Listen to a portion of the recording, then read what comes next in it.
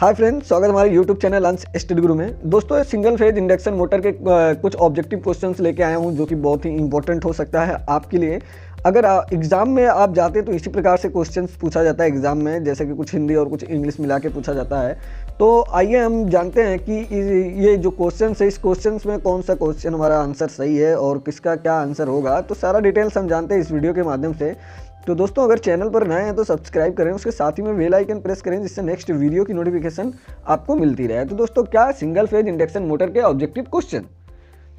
हमारा पहला क्वेश्चन है, प्रेरित विद्युत वाहक बल की दिशा सदैव ऐसी होती है कि वह ऐसी धारा स्थापित करने का प्रयास करता है जो उस गति अथवा चुंबकीय पुंज परिवर्तन का विरोध करती है, जिसके कारण विद्युत वाहक बल प्रेरित होता है। और यह नियम क्या कहलाता है? वह 4 ऑप्शन दिया हुआ है, जैसे नंबर 1 ओ का नियम, नंबर 2 लेंज के नियम, नंबर 3 फैराडे का विद्युत चुंबकीय प्रेरण नियम, नंबर 4 डी जूल का नियम। तो इसमें से हमारा ऑप्शन नंबर बी सही है, लेंस का नियम। ऑप्शन नंबर बी हमारा सही है। वो क्या है? विद्युत वाहक जो होता है की दिशा ऐसी होती है कि वह ऐसी ही धारा स्थापित करने का प्रयास करता है जो कि गति और चुंबकीय पुंज परिवर्तन का विरोध करती है, जिसके कारण विद्युत वाहक बल को क्या होता है? फोर्स यानी कि प्रेरित होती है। और यह नियम हमारा लेंज का नियम कहलाता है। ठीक है, ऑप्शन नंबर बी हमारा सही है। उसके बाद दूसरा आ गया। दूसरे पे हम देखते हैं, एकल फेज कैपेसिटर स्टार्टर और छोटी मोटर में प्रयुक्त कैपेसिटर का मान होगा। यानी कि एकल फेज सिंगल फेज का कैपेसिटर स्टार्ट है, छोटी मोटर में प्रयुक्त होने वाले कैपेसिटर का मान क्या होगा?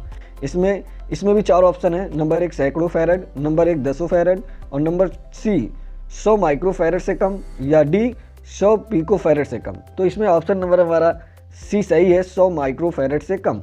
ठीक है, इसमें क्या सिंगल फेज में कैपेसिटर और स्टार्ट की छोटी प्रयुक्त होने वाले कैपेसिटर का जो मान होता है वह 100 माइक्रो फैरड से कम होता है। दोस्तों देखिएगा, सिप्लसन मोटर की घूर्णन दिशा डॉट डॉट परिवर्तित करके बदली जा सकती है। इसमें क्या होगा ये भी आप जान लीजिए। इसमें भी 4 ऑप्शन है। स्रोत संयोजन और स्टेटर संयोजन और रोटर कुंडल संयोजन ब्रश स्थित। इसमें भी ऑप्शन नंबर हमारा डी सही है, ब्रश स्थित। सिप्लसन मोटर की घूर्णन दिशा ब्रश स्थित परिवर्तित करके बदली जा सकती है। इसमें ऑप्शन नंबर हमारा डी सही है। ठीक है, उसके बाद क्वेश्चन नंबर 4 पे आते हैं हम। क्वेश्चन नंबर 4, निम्न में से किसी एकल फेज यानी कि निम्न में से किसी सिंगल फेज मोटर का प्रारंभिक घुमाव बल न्यूनतम होगा, किसका होगा? इसमें 4 मोटर दिए हुए, 4 मोटर के नाम दिए हुए हैं, जैसे देख रहे हैं आप। Capacitor start, capacitor run motor, सिप्लसन प्रेरण मोटर, शेडेड पोल मोटर और यूनिवर्सल मोटर। इसमें 4 मोटर के नाम दिए हुए हैं। अब कह रहा है कि सिंगल फेज में जो मोटर होता है उसकी प्रारंभिक घुमाव बल, जब वो प्रारंभिक में घूमता हुआ है उसका बल न्यूनतम होता है। न्यूनतम मतलब कम होता है। तो वो कौन सा मोटर है? इसमें ऑप्शन नंबर सी है, शेडेड पोल मोटर। क्या? Shaded pole motor. ठीक है, उसके बाद क्वेश्चन नंबर 5, निम्नलिखित में से किसी भी प्रकार का सिंगल फेज मोटर उत्तम पावर फैक्टर पर कार्य करता है। इसमें भी सेम वही है कि इसमें भी 4 ऑप्शन, वो भी 4 मोटर के नाम ही दिए गए हैं। और इसमें क्या कह रहे हैं ये भी आप जान लीजिए। सिंगल फेज में जो मोटर का पावर फैक्टर होता है वह बहुत ही अच्छा कार्य करता है। इसमें कौन सा मोटर हो सकता है? इसमें ऑप्शन नंबर हमारा बी सही है, सिप्लसन मोटर। कौन सा? बी हमारा सही है। सिप्लसन मोटर में क्या होता है? पावर फैक्टर जो होता है बहुत ही अच्छा कार्य करता है। ठीक है, उसके बाद क्वेश्चन नंबर 6, एक सचल विद्युत ब्लोअर में सामान्यतः किस प्रकार मोटर प्रयुक्त किया जाता है? क्या कह रहा है? फिर से ध्यान दीजिएगा। एक सचल विद्युत ब्लोअर में सामान्यतः किस प्रकार मोटर प्रयुक्त किया जाता है? विकर्षण मोटर, सार्वत्रिक मोटर, धारित चाल मोटर और हिस्टेरिसिस मोटर। इसमें भी 4 ऑप्शन दिए हुए हैं। अब इसमें कौन सा सही है हमारा? इसमें ऑप्शन नंबर सी सही है, धारित चाल मोटर।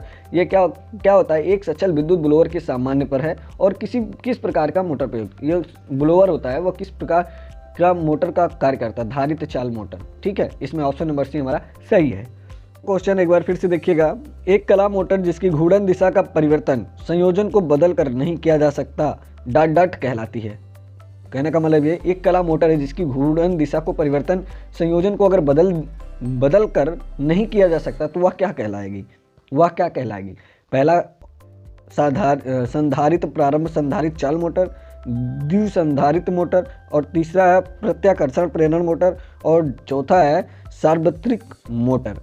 इसमें ऑप्शन नंबर सी हमारा सही है, प्रत्याकर्षण प्रेरण मोटर। प्रत्याकर्षण प्रेरण मोटर क्या होता है कि इसकी जो परिवर्तन, अगर घूर्णन की दिशा को परिवर्तन संयोजन नहीं बदला जा सकता है तो वह किस प्रकार की मोटर कहलाएगी? वह प्रत्याकर्षण प्रेरण मोटर कहलाएगी।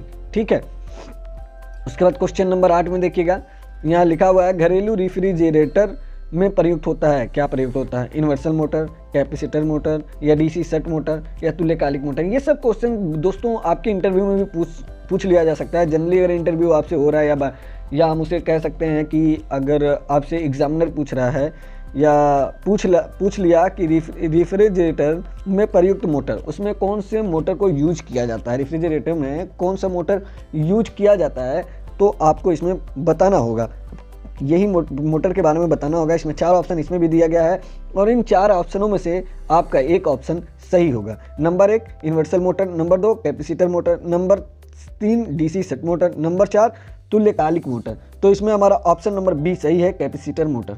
क्या? Capacitor motor. ठीक है, उसके बाद पॉइंट 9 पे आते हैं, लिखा हुआ है उच्च शक्ति गुणक पर विचार मोटर। उच्च शक्ति यानी कि उच्च ऊर्जा के लिए कौन सा मोटर प्रचलित है? इसमें भी 4 पॉइंट हैं, shaded pole motor, capacitor phase motor, slipped phase motor, capacitor प्रारंभ मोटर। इसमें ऑप्शन नंबर हमारा बी सही है, कैपेसिटर फेज मोटर। ठीक है, उसके बाद 10वां में आता है, 10वें नंबर में आते हैं, एक यूनिवर्सल मोटर प्रचलित होती है डीसी के लिए, एसी के लिए, एबी दोनों के लिए, इनमें से कोई नहीं। ठीक है, तो क्या कह रहा है, एक यूनिवर्सल मोटर प्रचलित होती है, किसके लिए प्रचलित होती है? डीसी के लिए, एसी के लिए, या दोनों के लिए, या इनमें से कोई नहीं? ये केवल डीसी के लिए प्रचलित होती है। एक यूनिवर्सल मोटर जो होता है वह केवल डीसी के लिए ही प्रचलित होती है। ठीक है, ऑप्शन नंबर हमारा ए सही है, आप इस पर टिक लगा लीजिएगा। उसके बाद 11 नंबर में आते हैं, विद्युत सेविंग मशीन में प्रयुक्त मोटर, यानी कि विद्युत सेविंग मशीन में जो लगाया जाता है, सेविंग मशीन का मतलब समझते ही हैं, जो टीमर ही बोल सकते हैं। टीमर में जो मोटर हमारा यूज होता है वो कौन सा मोटर यूज होता है? इसमें भी ऑप्शन आपका दिया हुआ है, universal motor, shaded pole motor, capacitor motor और रिलैक्टेंस मोटर। और इसमें आपको बताना होगा कि कौन सा मोटर यूज होता है। तो विद्युत सेविंग मशीन में कौन सा मोटर यूज होता है? इसमें 4 ऑप्शन का हमने नाम ले लिया। इसमें ऑप्शन नंबर हमारा ए सही है, यूनिवर्सल मोटर। यूनिवर्सल मोटर हमारा क्या? शेविंग मोटर में यूज किया जाता है। ठीक है, उसके बाद फिर यूनिवर्सल मोटर की न्यूनतम क्षमता कितनी होती है? यूनिवर्सल मोटर की न्यूनतम क्षमता कितना होता है? ये 12 पॉइंट है और इसमें भी 4 ऑप्शन है। इसमें 1/5 HP, 1/200 HP, 1/5000 HP, 1/2000 HP। HP का मतलब होता है हार्स पावर। यूनिवर्सल मोटर की न्यूनतम क्षमता क्या होगी? 1/200 HP। अब अगर HP को इसका सामर्थ्य या पावर अगर इसका निकालना हो तो निकाल सकते हैं। मैंने एक वीडियो बनाया था HP को कन्वर्ट करें वाट में, उसके बारे में आप वहाँ चैनल पर विजिट करके आप वहाँ से देख सकते हैं और आप सही तरीके से वर्क कर सकते हैं। ठीक है, उसके बाद हम आते हैं 13 नंबर में। 13 नंबर में हमारा लिखा हुआ है shaded pole. Shaded pole motor निम्न में से कौन सा आयोन नहीं होता है? इसके भी 4 ऑप्शन दिए हुए हैं, कम्यूटेटर, अपकेंद्रिक स्विच, कैपेसिटर या ये सभी। 13 नंबर पॉइंट में क्या कह रहा है कि शेडेड पोल मोटर मशीन निम्न में से कौन सा आयो नहीं है? मतलब जो शेडेड हमारा पोल मोटर होता है इनमें से ये आयो है कि नहीं है? कम्यूटेटर, अपकेंद्री स्विच, कैपेसिटर, ये सभी। इसमें ऑप्शन नंबर हमारा डी सही है। इसमें से सभी हमारे क्या शेडेड पोल मोटर से संबंधित नहीं है। अब 14 पॉइंट पे आते हैं, एकल फेज मोटर को स्टार्ट करने से सबसे सस्ती इकोनॉमिकल विधि है, यानी कि सिंगल फेज मोटर को स्टार्ट करने के लिए सबसे सस्ती विधि कौन सी है? कैपेसिटर स्टार्ट विद, या फिर स्लिप्ड फेज, या ए और बी दोनों, या इनमें से कोई नहीं। 14 नंबर ए हमारा ऑप्शन नंबर ए हमारा सही है। कैपेसिटर स्टार्ट विधि हमारा सिंगल फेज मोटर को स्टार्ट करने के लिए सबसे सस्ती विधि मानी जाती है। ठीक है, question number 15, single phase motor को प्रारंभिक वाइंडिंग डिस्कनेक्ट होने के पश्चात मोटर केवल क्या करेगा? इसके बारे में बताइए भाई साहब। अगर इसमें देखिए 4 ऑप्शन इसमें भी दिया है, गतिशील वाइंडिंग पर चलती है, या कंपनसेटिंग वाइंडिंग पर चलती है, या पिंजरा पर रूप वाइंडिंग पर चलती है। उपरोक्त में से कोई नहीं। क्या रहा है कि अगर मान लीजिए by the way single phase motor की प्रारंभिक वाइंडिंग आपकी डिस्कनेक्ट होने के पश्चात मोटर क्या करेगी?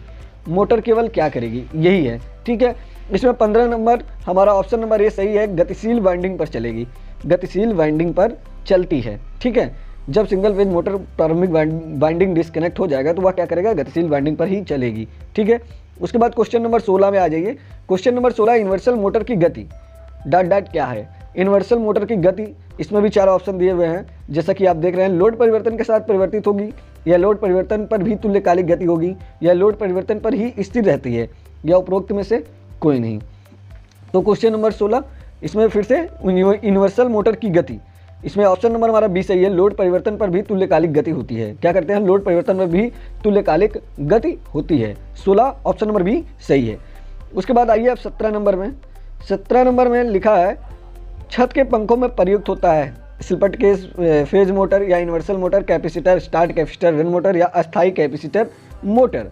तो छत के पंखों में प्रयुक्त होता है जो मोटर वो होता है अस्थायी capacitor motor. Option number D सही है। ठीक है, 18 नंबर पॉइंट में आते हैं। एकल फेज प्रेरण मोटर का प्रारंभिक बल आघूर्ण होता है लगभग क्या होता है, शून्य होता है या उच्च होता है या शून्य गति उच्चतम गति तक समान होती है या निम्न होता है। इसमें ऑप्शन नंबर क्या होगा ये बताइए। फिर से सुनिएगा क्वेश्चंस को। एकल फेज यानी कि सिंगल फेज प्रेरण मोटर का प्रारंभिक बल आघूर्ण लगभग शून्य होता है। इसमें ऑप्शन नंबर ए सही है। ठीक है, ऑप्शन नंबर ए सही है, लगभग शून्य होता है। ठीक है, उसके बाद आता है 19 और इसमें लिखा क्या है 19 पॉइंट में। उसके बाद हमारा वीडियो का लास्ट पॉइंट 20। उसके बाद फिर अपने वीडियो में मिलेंगे नेक्स्ट वीडियो में और इसी प्रकार से अपडेट लाएंगे आपके पास। तो आइए 19 नंबर पॉइंट देख लेते हैं। शेडेड पोल मोटर में सेंडिंग रिंग का क्या कार्य होता है? परिभ्रमण की दिशा परिवर्तित करना, घर्षण हानियाँ कम करना, घूर्णीय चुंबकीय क्षेत्र उत्पन्न करना, मोटर में शोर कम करना। मतलब 19 पॉइंट में क्या दिया है, शेडेड पोल मोटर में सेंडिंग रिंग का क्या कार्य होता है? शेडिंग रिंग लगे होते हैं, शेडिंग रिंग लगे होते हैं, उनका क्या कार्य करता है? तो ये ऑप्शन नंबर सी सही है, घूर्णीय चुंबकीय क्षेत्र को उत्पन्न करना। उसमें जो घूर्णीय चुंबकीय क्षेत्र लगे होते हैं उसको उत्पन्न करने का काम करते हैं, उत्पन्न करते हैं। ठीक है, ऑप्शन नंबर सी सही है। 20 पॉइंट में आ जाइए। 20 नंबर में दिया हुआ है निम्न में से वैक्यूम क्लीनर के लिए उपयुक्त मोटर। अब ये क्वेश्चंस आपके लिए इंपॉर्टेंट हो सकता है कि इंटरव्यू में पूछ सकता है कि वैक्यूम क्लीनर में कौन सा मोटर यूज किया जाता है, प्रतिकर्षण motor, universal motor, hysteresis motor या तुल्यकालिक मोटर। आप कह सकते हैं hysteresis motor, hysteresis motor. Option number C सही है, वैक्यूम क्लीनर में हिस्टेरिसिस मोटर का प्रयोग किया जाता है। दोस्तों ये रहा सिंगल फेज इंडक्शन मोटर के कुछ ऑब्जेक्टिव क्वेश्चंस और इस प्रकार से क्वेश्चन आपको मिलते रहेंगे हमारे वीडियो के माध्यम से। तो फिर मिलेंगे अपने नेक्स्ट वीडियो में, तब तक के लिए अलविदा चाहूँगा। ओके, ऑल द बेस्ट साथियों, जय हिंद, जय भारत।